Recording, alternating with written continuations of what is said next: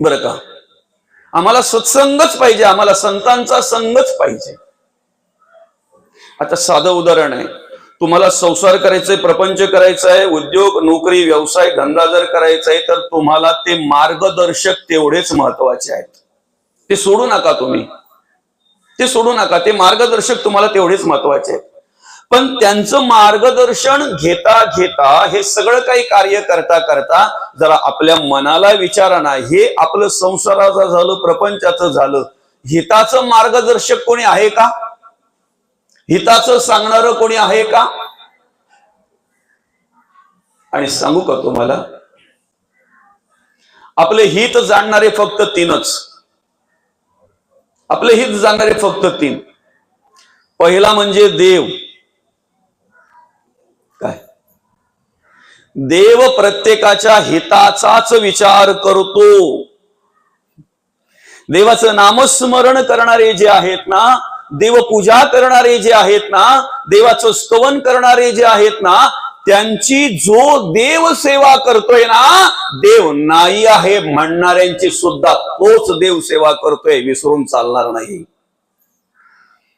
तुम्ही कुठल्याही विचाराचे असू द्यात, तुम्ही कुठल्याही गुणांचे कर्माचे कसेही असू द्यात, आम्हाला सांभाळणारा आणि आमचं हिताचं कार्य करणारा एक देव. दुसरं, तुम्ही मार्केटमध्ये बाजारामध्ये कार्य करत असताना तुमच्या मनाप्रमाणे देणारे, तुमच्या सांगण्याप्रमाणे प्राप्त करून देणारे तुम्हाला अनेक मिळतील. तुम्हाला जे पाहिजे त्याची प्राप्ती करून देणारे अनेक मिळतील तुम्हाला. पण तुम्ही जे मागाल तेच नाही. ऐकताय ना? तुम्ही जे मागाल, तुम्ही ज्याची अपेक्षा कराल तेच नाही, तर तुमच्या फक्त हिताचंच देणारे संत. हिताचंच देणारे फक्त संत. एक देव, दुसरे संत, आणि तिसरे तुमच्या आमचे आई वडील. आठवा ना आपल्या आई वडिलांची शिकवण, आठवा ना आपल्या आई वडिलांचं मार्गदर्शन. जेव्हा जेव्हा मुलगा घराच्या बाहेर पडायची वेळ असते ना, जायला निघतोय ना, त्यावेळेला आई हात जोडून विनंती करते, दादा हळू जा, हळू ये दादा, व्यवस्थित जा, व्यवस्थित ये दादा. तुम्ही किती कमवून आणावेत त्या आई वडिलांसाठी, त्याच्यावर आई वडिलांचं लक्ष नसतंय. तुम्ही किती साधन संपत्ती कमवताय, तुम्ही किती द्रव्य कमवताय, तुम्ही किती संपत्ती, तुम्ही किती पैसा कमवताय ना, तुमच्या पैशांची त्यांना विशेष गरज नसते दादा, नसते त्यांना विशेष गरज. प्रत्येक आई वडिलांना असं वाटत असतं की माझ्या मुलांनी जगताना वागताना त्यांचं हिताचं कार्य करावं, हितासाठी जगावं आणि हिताचंच कार्य करावं. जर आम्ही आमच्या हिताचं कार्य करत असू ना, आम्ही स्वतःचा उद्धार होण्यासाठी जर कार्य करत असू ना, तर त्याचं श्रेय संत सुद्धा आई वडिलांना देतात. काय म्हणतात संत? आपुलिया हिता जो असे जागता, कोणाला धन्यता दिली? धन्य माता पिता तयाची या, धन्य माता पिता तयाची या. आपला विषय असा होता, प्रत्येक माय माऊलीला वाटतंय की माझ्या पोटी श्रीरामासारखा मुलगा जन्माला यावा, एक पत्नी एक बाणी आणि एक वचनी. प्रत्येक माय माऊली वाटतंय हिंदवी स्वराज्य संस्थापक राजे शिवछत्रपतींसारखा मुलगा पुत्र माझ्या पोटी जन्माला यावा. मौली ज्ञानोबांसारखा वैराग्याचे महामेरू असलेल्या जगद्गुरु तुकोबांसारखा मुलगा पुत्र माझ्या पोटी जन्माला यावा, असं प्रत्येक माय माऊलीला वाटतंय. मग आम्ही प्रामाणिकपणे असा मनामध्ये विचार केला पाहिजे, अंतःकरणापासून विचार केला पाहिजे. त्यासाठी आमचे प्रयत्न काय आहेत? आमचे प्रयत्न काय आहेत? पुन्हा सत्संगावरच विषय येतो, संतांच्या मार्गदर्शनावरच विषय येतो. काय? आणि म्हणून नारद मुनींनी भगवंताला विचारलं, भगवंता या संतांच्या संघामध्ये विशेष काय महत्व आहे संतांच्या संगतीला? त्यावेळेला भगवंताने सांगितलं, नारदा तुला जर सत्संगामध्ये काय परिवर्तन घडते किंवा काय बदल घडतो हे जर पाहायचं असेल, तर समोर त्या झाडावर एक सरडा आहे, त्या सरड्याला जाऊन विचार सत्संगाचा महिमा काय आहे, संतांच्या संगतीमध्ये काय परिवर्तन होते. ज्या वेळेला भगवंताचं ऐकून नारद मुनी त्या ठिकाणी गेले, सरड्याला हात जोडल्याने विचारलं, दादा सत्संगाचा महिमा काय आहे, सत्संगामध्ये काय परिवर्तन होतंय बरं. शब्द ऐकल्याबरोबर नारद मुनींचं दर्शन झाल्याबरोबर तो सरडा त्या ठिकाणी गतप्राण झाला, मेला गेला. नारद मुनी आले, भगवंतांना नमस्कार केलं, भगवंतांना सांगितलं, देवा असं असं झालं. हो मग कळलं तुला? म्हणे नाही. सांगितलं तर नाहीच म्हणे, पण उलट अर्थी मला बघितल्याबरोबर तो मेला गेला. असं का घडलं देवा? ठीक आहे ना, नाही सांगितलं ना त्याने, त्याच झाडावर वरती एक पोपट आहे, त्या पोपटाला जाऊन विचार. जाऊन विचारलं पोपटाला, नमस्कार केला. जसं नारद मुनींचं त्या पोपटाला दर्शन झालं तसं तो पोपटही त्या ठिकाणी मेला गेला. पुन्हा नारद मुनी देवाकडे आले, देवा चाललंय काय? म्हणे काही नाही. नाही मिळालं तुला? नाही कळलं? म्हणे नाही. अरे मग आता कित्येक दिवसांनी राजाला पुत्र झालेला आहे, राजपुत्र 12-14 दिवसापूर्वी झालेला आहे, जाऊन विचार त्याला. नारद मुनी मनातल्या मनात विचार करतात. सरड्याला विचारलं, सरडा मेला, त्याचा विचारणारा कोण नव्हतं. पोपटाला विचारलं, पोपट मेला, त्याचाही विचारणारा मला प्रत्युत्तर किंवा मला विचारणारा कोणी नव्हतं. पण इकडे राजाला एकतर एवढ्या वर्षांनी मुलगा झालाय, पण देवाच्या वचनावर विश्वास ठेवून त्या ठिकाणी राजवाड्यामध्ये नारद मुनींचं आगमन जसं झालं तसं आदरातिथ्य, अतिथी देवभव नव्हे नव्हे आचार्य देवभव, अशा पद्धतीने त्या ठिकाणी त्यांचं आदरातिथ्य करण्यात आलं. बरं का, राजा बाजूला बसलेला आहे, नारद मुनी बाजूला बसलेले आहेत, त्यांचं अगदी चांगल्या प्रकारे पूजन करण्यात आलं नारद मुनींचं त्या ठिकाणी. आणि राजा विचारतोय कसं येणं झालं? ठीक आहे, हरकत नाही, तुम्ही आलात. आता माझ्या मुलाला आज 12 दिवस पूर्ण होत आहेत, नामकरण विधी आहे त्याचा, तुमच्याकडूनच माझ्या मुलाचं नामकरण होईल आज, तुमच्या सारख्या संतांकडून. आणि संतांची पाऊल आमच्या राजाला लागली, राजवाड्याला लागली, आम्ही धन्य झालो. एवढेच शब्द त्या नारद मुनींनी ऐकले आणि नारद मुनी त्या राजाला विनंती करतायत, म्हणे ठीक आहे, जर नामकरण करायचं आहे तर एक काम करा, एका रूम मध्ये, बंदिस्त रूम मध्ये फक्त तुमचा आणि मुलगा आणि मी, काही काळ मला त्याच्याशी बोलायचं आहे. राजा विचार करायला लागला, 12 दिवसाचा मुलगा आहे, काय बोलणार आहे, पण ठीक आहे, हरकत नाही. सत्संग जर होतोय, तेवढा संतांचा संघ जर होतोय तर मग काय हरकत आहे. आणि मग बंदिस्त रूम मध्ये, बंदिस्त खोलीमध्ये त्या नारद मुनींना आणि त्या मुलाला ठेवलं. त्या मुलाला हात जोडले नारद मुनींनी, ऐकताय का, आणि विचारलं त्याला, दादा सत्संगाचा महिमा काय, संतांच्या संगतीमध्ये काय परिवर्तन होते, जरा मला सांगितलं तर बरं होईल. जसं नारद मुनींनी विचारलं तसं त्या राजपुत्राने बोलायला सुरुवात केली. म्हणजे काही काळापूर्वी मी सरड्याच्या योनीमध्ये होतो. ज्या वेळेला तुमचा संग झाला त्यावेळेला तुमच्या सारख्याचा संतांचं दर्शन झाल्यामुळे आणि 2 शब्द कानावर पडल्यामुळे त्या योनीतून तर मी मुक्त झालो, पण मधल्या अनेक योनीतून मुक्त होऊन मी पोपटाच्या योनीत आलो. आणि पोपटाच्या योनीत आल्यानंतर पुन्हा एकदा तुमचं दर्शन झाल्यानंतर त्या योनीतून मी मुक्त झालो, मधल्या अनेक योनीतून मी मुक्त झालो. आणि आता तोच एकेकाळी असलेला सरडा, एकेकाळी असलेला पोपट आज राजाचा पुत्र म्हणून तुमच्या संघामुळे आणि तुमच्या दर्शनामुळे राजाचा पुत्र म्हणून या ठिकाणी जन्माला आलोय. गोष्ट आपण नेहमी ऐकत असतो, दृष्टांत आपण नेहमी ऐकत असतो. आम्हाला फक्त हे महत्वाचं आहे, सिद्धांत काय आहे, महत्व काय आहे, बोध काय आहे त्याच्यामध्ये. माणसाची अवस्था जर पाहायला गेला तर रंग बदलणारा सरोड परवडला. माणसाचं जगणं वागणं कसं असतंय बरं? रंग बदलणारा सरडा तरी परवडला, पण आज रंग बदलणारा माणूस परवडत नाही.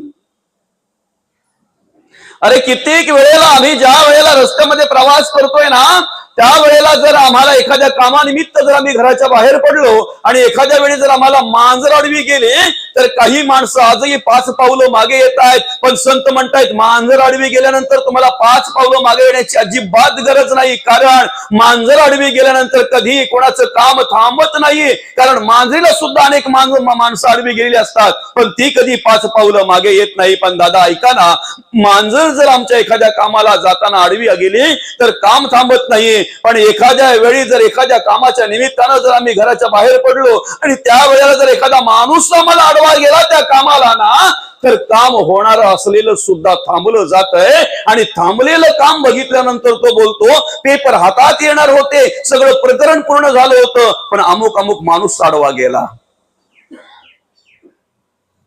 ही आडवी जाणारी जी माणसं आहेत ना, यांच्या वृत्तीमध्ये परिवर्तन घडवायचं आहे.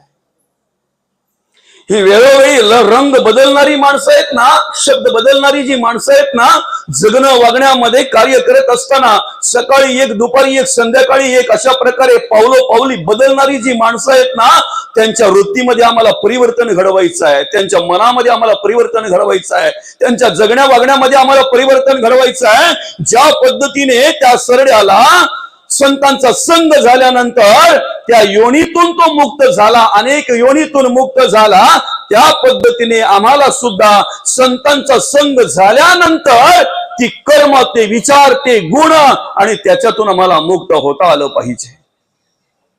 मुक्त होता आलं पाहिजे.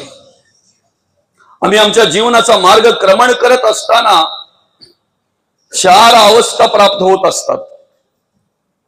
4 अवस्था प्राप्त होत असतात. एक बद्ध अवस्था आहे, एक मुमुक्षु अवस्था आहे, एक साधक अवस्था आहे आणि एक सिद्ध अवस्था आहे. बद्ध, मुमुक्षु, साधक आणि सिद्ध.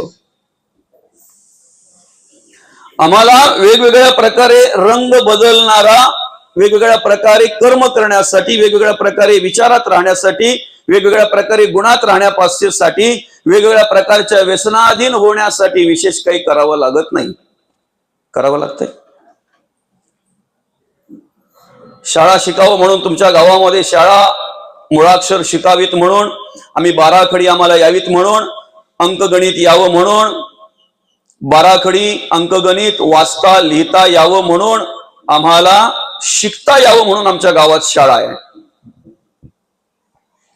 संसारिक माणसाला कुठेतरी निवांतपणा मिळावा, देवाचं नामचिंतन निवांतपणे करता यावं म्हणून गावामध्ये मंदिर आहेत ना, शाळा आहेत, मंदिर आहेत. तंबाखू कशी खायची त्यासाठी कुठे ट्रेनिंग क्लास आहे का तुमच्या गावात? चला, किती प्रमाणात घ्यायची, पहिली वेळ असेल तर चुना किती घ्यायचा, किती मळायची, ती उजव्या हातावर की डाव्या हातावर, वचन कसा द्यायचा, कुठल्या गाळात ठेवायची, उजव्या की डाव्या, किती वेळ ठेवायची, आहे का काही? वाईट कर्म आम्हाला सहज स्पर्श करतात, वाईट वासना आम्हाला सहज स्पर्श करतात. त्यासाठी काही प्रयत्न करावे लागत नाही, त्यासाठी काही करावं लागत नाही आम्हाला वेगळं काही. पण चांगली कर्म जर आमच्याकडून घडावीत असं वाटत असेल तर त्यासाठी आम्हाला प्रयत्न करावे लागतात. मुलं व्यसनाधीन व्हावीत म्हणून आई वडिलांना सत्यनारायण घालायची गरज लागत नाही. मुलं व्यसनाधीन व्हावीत म्हणून आई वडिलांना देवाला प्रार्थना करायची गरज लागत नाही. पण व्यसनाधीन झालेली मुलं निर्व्यसनी व्हावी म्हणून देवाला प्रार्थना करावी लागते. व्यसनाधीन झालेली मुलं निर्व्यसनी व्हावी म्हणून आई वडिलांना देवाला नवस करावा लागतो, सत्यनारायण घालावं लागतंय, नवे नवे प्रार्थना करावी लागते देवाला, हात जोडून विनंती करावी लागते देवाला. हे इतर ज्या योनींसारखी कर्म आहेत ना, माणूस सहज करू शकतो, सहज करू शकतो. त्यासाठी काही प्रयत्न करावे लागत नाही, रंग बदल्या सरोड सहज होऊ शकतो. पण त्या अनेक योन्या जर आमच्या मुक्त व्हायच्या आहेत ना, आम्हाला त्या योनीतून जर मुक्त व्हायचंय तर आम्हाला संतांचा संगच पाहिजे, संतांचं मार्गदर्शनच आम्ही श्रवण केलं पाहिजे. दुर्दैव काय माहितीये का, आमच्यात का परिवर्तन होत नाही? आम्ही प्रवचनाकडे मनोरंजन म्हणून पाहतो, टाइमपास म्हणून पाहतो, कीर्तनाकडे मनोरंजन म्हणून पाहतो, टाइमपास म्हणून पाहतो, म्हणून आमच्यामध्ये परिवर्तन घडत नाही. का परिवर्तन घडत नाही आमच्यामध्ये? सगळी उपकरणं आमच्या घरात आहेत रे, लाख लाख 2-2 लाख लाख रुपयाची जशी पाहिजे तशी, म्हणजे फार अगदी महागडी उपकरणं आमच्या घरात आहेत. आम्हाला आमच्या घरात जे पाहिजे ना ते डबल टिबल सगळं आम्ही आणून ठेवतोय. 4 माणसं असतील 4 वाट्यांच्यात होतात, पण 15 वाट्या घरात आहेत. खरंय की कुठे? 4 माणसं घरात आहेत, 4 ताटांमध्ये होतंय, पण 15 ताटं घरात आहेत. खरंय की कुठे? एखाद्या वेळी एखादा मिक्सर बंद पडला तर त्याला पर्यायी दुसरा लगेच आमच्याकडे असतो. खरंय की कुठे? उपकरणं अनेक आहेत. आम्ही संसारामध्ये कमी पडत नाहीत, पण सगळ्या प्रकारची महागडी उपकरणं आमच्या घरात असून सुद्धा, सगळ्या प्रकारच्या संसारामधले डबल टिबल सगळं साहित्य असून सुद्धा आम्ही हिंदू आहोत. आमच्या घरात हरिपाठाचं 20 रुपयाची मालिका नाही. हे दुर्दैव आहे, हे दुर्दैव आहे. 500 रुपयाची ज्ञानेश्वरी आमच्या घरात नाहीये. दुर्दैव आहे. धर्म कशाचे खातात हे कळतंय का? धर्म कशाला म्हणतात हे कळतंय का? परिवर्तन घडलं पाहिजे ना. अरे मग बाकीच्या सगळ्या गोष्टी, सगळी व्यवस्था जर आम्ही केलेली आहे, 100% मेहनतीने कमावलेले जे पैसे आहेत ना, आम्ही आमच्या सद्बुद्धीने जे कमावलेले पैसे आहेत ना, त्याचा आनंद आम्हीच घ्यायचा आहे, आताच घ्यायचा आहे. मेल्यानंतर काय आहे? मुलं बालं दान धर्म करतील नाही करतील आम्हाला माहित नाही, त्याचा आनंद आम्ही घ्यायचा आहे आता. पण त्याचा आनंद घेत असताना ज्याच्यामुळे आनंद घेतोय त्या देवाला विसरतोय, त्या देवाचं नामस्मरण करत नाही, त्या देवाचं कमीत कमी आठवण सुद्धा करत नाही. हे दुर्दैव आहे, हे दुर्दैव आहे. 14-14 तास जर आम्ही आमच्या संसार प्रपंचासाठी जर राबत असू, सकाळ संध्याकाळ जर देवाच्या पुढे हात जोडून उभी राहायची जर दुर्बुद्धी सद्बुद्धी जर आम्हाला प्राप्त होत नसेल, नको ती दुर्बुद्धी जर त्यावेळेला आमच्याकडे येत असेल, देवाचं नामस्मरण करण्याची जर सद्बुद्धी आम्हाला प्राप्त होत नसेल, घराच्या बाहेर पडता पडता एखादा ग्रंथ आम्ही वाचावा, थोडासा 4 ओव्या वाचाव्या, एखादा अभंग वाचावा, एखादा अध्याय वाचून मग आम्ही घराच्या बाहेर पडावं, एवढी जर सद्बुद्धी आम्हाला उत्पन्न होत नसेल, आमच्या जीवनाला किंमत शून्य आहे संतांच्या दृष्टीने. आमच्या आयुष्याला किंमत शून्य आहे संतांच्या दृष्टीने. काय करतोय आम्ही? परमार्थ म्हणजे काय? अगरबत्ती दाखवली देवाला म्हणजे झाला परमार्थ? तुपाचे दिवे लावले म्हणजे झाला परमार्थ? तुपाच्या दिवेचा आणि सुगंधी अगरबत्तीचा भुकेलेला देव नाही आहे. कुठे वाचलंय का तुम्ही कुठल्या पुराणात शास्त्रामध्ये देव सुगंधी अगरबत्तीचा भुकेला, देव तुपाच्याच दिव्याचा भुकेला? तुमची परिस्थिती असेल तशी अगरबत्ती लावा, तुमच्या परिस्थितीप्रमाणे दिवे पेटवा, प्रज्वलित करा, काही फरक पडत नाही. पण ती दिवा प्रज्वलित करत असताना, ती अगरबत्ती देवाला दाखवत असताना तुमची कर्म आणि तुमची मन काय करते ते शोधा. अरे कधीतरी देवाला फुल अर्पण करता करता मन अर्पण करता आलं पाहिजे ना. मन हा मोगरा अर्पणी ईश्वरा पुनरपी संसारा येणे नाही. मन हे तुलसी अर्पणी ऋषिकेशी पुनरपी संस्कृती येणे नाही. मन हे शेवंती अर्पणी भगवंती अर्पण करता आलं पाहिजे ना. 12व्या अध्यायातील श्लोक क्रमांक 8, मयेव मन अदत्स्व. काय म्हणतात भगवंत? मला फळं द्या, मला मोठे हार घाला, मला तुपाचाच दिवा लावा, मला सुगंधीच अगरबत्ती लावा. एक वेळ पूजा करताना एखादी वस्तू जर आपल्याकडे नसेल तर पूजा सांगणारा म्हणतोय अक्षता घ्या, देवाला अर्पण करा, ऋतुकालोद्भव पुष्पम समर्पयामी. काय तिथे अक्षता व्हायला तरी चालतील, देव रागावणार नाही. कोपतो तो देवच नाही, देव कधीच कोणावर कोपत नाही. देव पूजा जर आम्हाला करायची आहे ना तर आमच्या मनापासून आम्ही त्या देवपूजेला सुरुवात केली पाहिजे. भगवंत म्हणतात, अरे मन मला अर्पण करा. किती सोपं आहे. प्रत्येकाला वाटतंय आम्ही सुखी असावं, प्रत्येक जण सुखासाठीच प्रयत्न करतोय ना, दुःखासाठी धावपळ कोणीच करत नाही. दुःख मिळावं, दुःख प्राप्त व्हावं असं कोणालाही मनापासून वाटत नाही. बरं का? आमच्या जीवनाचं कसं सार्थक होईल ना याचा विचार आम्ही केला पाहिजे. मन अर्पण केलं पाहिजे. दुःख कोणाला नसतंय, कोणालाच वाटत नाही की आपल्याला दुःख व्हावं म्हणून. वाटतंय कोणाला? दुःख कोणालाच नको आहे. सगळ्यांना सुख हवंय, सगळ्यांना सुख हवंय. पण ते सुख जे आहे ना ते आमच्या जगण्या वागण्यावर अवलंबून आहे. जगण्या वागण्यावर अवलंबून आहे. बरं का? तुम्ही जे दुसऱ्याला देताय ना तेच दुसरा तुम्हाला देत असतो, समोरचा तुम्हाला देत असतो. बरोबर आहे की नाही? पेरले ते उगवते. पेरले ते उगवते. आम्ही जसं राहतोय ना, आम्ही जगाशी जसं वागतोय ना, तसं जग आमच्याकडे पाहत असतोय, तसं जग आमच्याशी वागत असतंय. बरं का? शेजाऱ्यांच्या अंगणात जर आम्ही फुलझाडं लावलीत, त्याचा सुगंध आम्हाला मिळेल, त्याची फुलं कधीतरी आमच्या अंगणामध्ये पडलेली दिसतील. पण काट्याची झाडं लावलीत ना, तर येता जाता ते काटे आम्हालाही टोचल्याशिवाय राहणार नाहीत. सद्गती मिळावी, चांगली गती मिळावी म्हणून प्रत्येकाचे प्रयत्न चालू आहेत. मृत्यू कोणाला नको आहे? कोणाला पाहिजे मृत्यू? प्रत्येक जण जगण्यासाठी प्रयत्न करतोय. प्रत्येक जण मरण्यासाठी कोण प्रयत्न करतोय? मृत्यू कोणालाच नको आहे. प्रत्येक जण जगण्यासाठी प्रयत्न करतोय. पण तुम्हाला काय आणि मला मृत्यू कधी सांगून येत नाही. येणार हे 100% सत्य आहे. कोणत्याही वेळेला कधीही येणार, कधीही, कोणत्याही वेळेला सांगून येत नाही तो. सद्गती मिळावी असं प्रत्येकाला वाटतंय, चांगली गती मिळावी असं प्रत्येकाला वाटतंय, सुख प्राप्त व्हावं असं प्रत्येकाला वाटतंय. प्रत्येक जण जगण्यासाठी धावपळ करतो, सुखप्राप्ती व्हावी म्हणून धावपळ करतो, मुक्ती मोक्ष मिळावा म्हणून धावपळ करतोय. हे सगळं आपल्या गुणांवर अवलंबून आहे, आपल्या जगण्यावर वागण्यावर अवलंबून आहे. असं कसं जगतोय वागतोय ना आपण, त्याच्यावर अवलंबून आहे. काय म्हणतात संत? हे सकळ गुणापासी गती, सगुण भाग्यश्री भोगती, अवगुणास दरिद्र्य प्राप्ती, यदर्थी संदेह नाही. पापाचे फळ ते दुःखच आणि पुण्याचे फळ ते सुख. पाप पुण्य आवश्यक भोगणे लागेल. प्रत्येकाला ते प्रत्येकाच्या वाट्याला येणारच आहे. त्या मार्गाने प्रत्येकाला जावं लागणार आहे. राजा असू द्या, रंक असू द्या, सुशिक्षित असू द्या, अशिक्षित असू द्या, अजून कुठेही कसाही कोणीही असू द्या, नाही का, कोणीही असू द्या,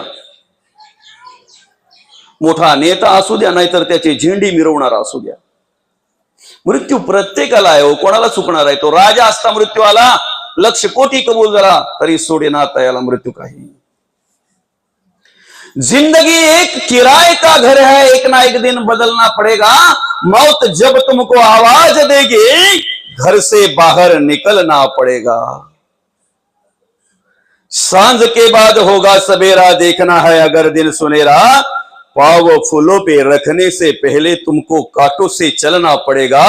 जिंदगी एक किराए का घर है, एक ना एक दिन बदलना पड़ेगा. जावंच लागेल. आमची गती, आमची मुक्ती हे आमचं जगण्या वागण्यावर अवलंबून आहे, आमच्या कर्म आचरणावर अवलंबून आहे. आमची कर्म इंद्रिया अधीन आहेत. कर्म करताना कोण दिसतंय? पाहताना डोळे दिसतात, ऐकताना कान दिसतात, बोलताना तोंड दिसतंय, चालताना पाय दिसतात, काम करताना अजून काय काय करताना हात दिसतात. कर्म ही इंद्रिया अधीन आहेत. काय? कर्म इंद्रिया अधीन आहेत. पण इंद्रिय कोणाच्या अधीन आहे बरं? इंद्रियांचा रिमोट कंट्रोल कोणाच्या हातात आहे बरं? मी जर 5 मिनिटं असंच बसलो, माईक काही बोलेल का? आहे ना सप्लाय दिलेला त्याला. बोलणारा पाहिजे ना कोणतरी, बोलणारा कोणतरी पाहिजे ना. तशी इंद्रिय आहेत, इंद्रियांकडून कार्य करून घेणारा मन आहे. मन इंद्रियांचा राजा. मन इंद्रियांचा राजा. कोणतंही कार्य करताना, ऐका, कुठलीही गोष्ट घडताना, कोणतीही कर्म करताना इंद्रियांकडे नंतर विचार येतो, पहिला विचार येतो तो आमच्या. म्हणून जगद्गुरु तुकोबा म्हणतात, आधी मन घेई हाती, तोची गणराज गणपती. मनावर ताबा पाहिजे, मनावर कंट्रोल पाहिजे. आणि ऐका, मनरूपी घोडे जर आवरायचे असतील ना, तर सारथी भगवान श्रीकृष्णच पाहिजेत. त्यांच्याच हातात लगाम दिल्या पाहिजेत. जीवनाच्या मार्गावर प्रवास करत असताना फक्त एवढं स्मरणात ठेवा, तो देव माझ्या आतमध्ये आहे, तो देव मला सांभाळतोय. एवढं जरी स्मरणात ठेवलं तरी पाप कर्म कधीच घडणार नाही, वाईट कर्म तुमच्याकडून कधीच घडणार नाही. कारण कोणताही वाईट कर्म करणारा मनुष्य, कोणताही पाप करणारा मनुष्य, कोणीही चोरी करणारा चोर मनुष्य, जो काही असेल तो अधर्माने वागणारा, अनितीने वागणारा, पहिले आजूबाजूला खात्री करतोय, कोणी पाहतोय का?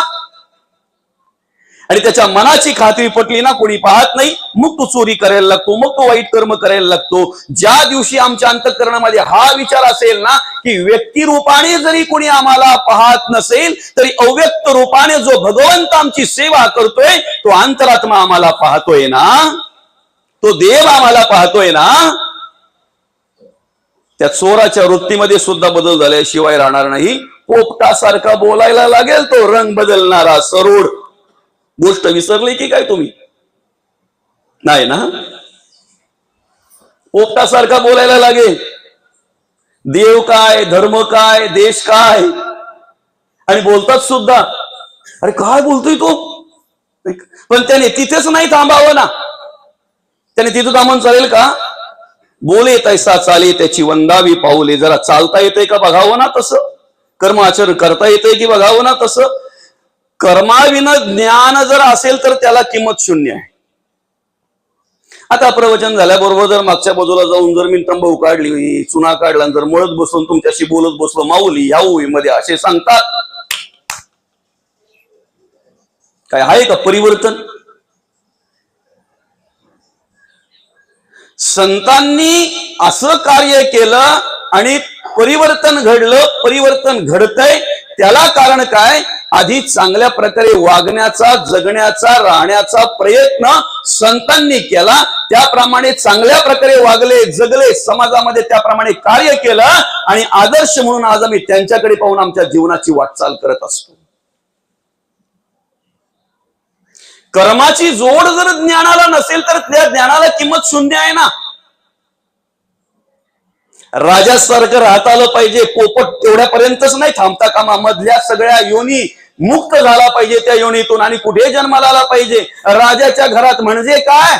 अरे आम्ही पैशाने जरी कसे ज्या पद्धतीने असेल त्या पद्धतीने असू द्यात, आम्ही विचाराने श्रीमंत पाहिजेत, आम्ही कर्माने श्रीमंत पाहिजेत, आम्ही गुणांनी श्रीमंत पाहिजेत. आणि ऐका, तुम्हाला पैशाने जर श्रीमंत व्हायचं असेल तर ह्या कलियुगामध्ये अनेक मार्ग आहेत, पण विचाराने, मनाने आणि गुणांनी, कर्माने जर तुम्हाला श्रीमंत व्हायचं असेल तर त्यासाठी जगद्गुरु तुकोबांना शरण जावं लागणार आहे. माऊली ज्ञानोबांनाच शरण जावं लागणार आहे. आमच्या घरात गाथा पाहिजे, गीता पाहिजे, ज्ञानेश्वरी पाहिजे, भागवत पाहिजे.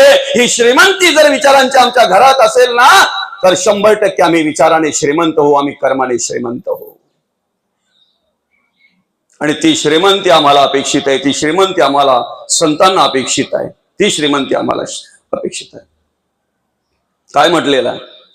मोक्ष श्रेय अलंकृत ऐसे हे संत श्रीमंत, जीव दरिद्री असंख्यात नृपती केले, राजे करून ठेवले.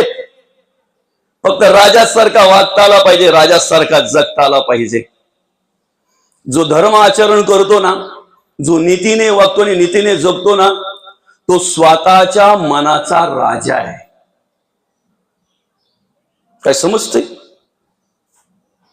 जो नीतीने वागतोय ना, जो अधर्म करतोय ना, कसाही स्वैराचार करतोय ना, त्याचं जीवन म्हटल्यानंतर एक प्राण्या पक्षाच्या तुल्य जीवन असतंय. त्याचं प्राण्या पक्षाच्या तुल्य जीवन असतंय. म्हणून आम्हाला जेवढं चांगलं वागता येईल ना, जेवढं चांगलं जगता येईल ना, त्यासाठी आम्ही प्रयत्न केले पाहिजेत. काय म्हणतात भगवंत? इंद्रिय जर तुमची मनाधीन आहेत ना, कर्म जर इंद्रियाधीन आहेत आणि इंद्रिय जर मनाधीन आहेत ना, तर ते मन भगवंत म्हणतात मला अर्पण करा. देव म्हणतो माझ्या चरणी अर्पण करा.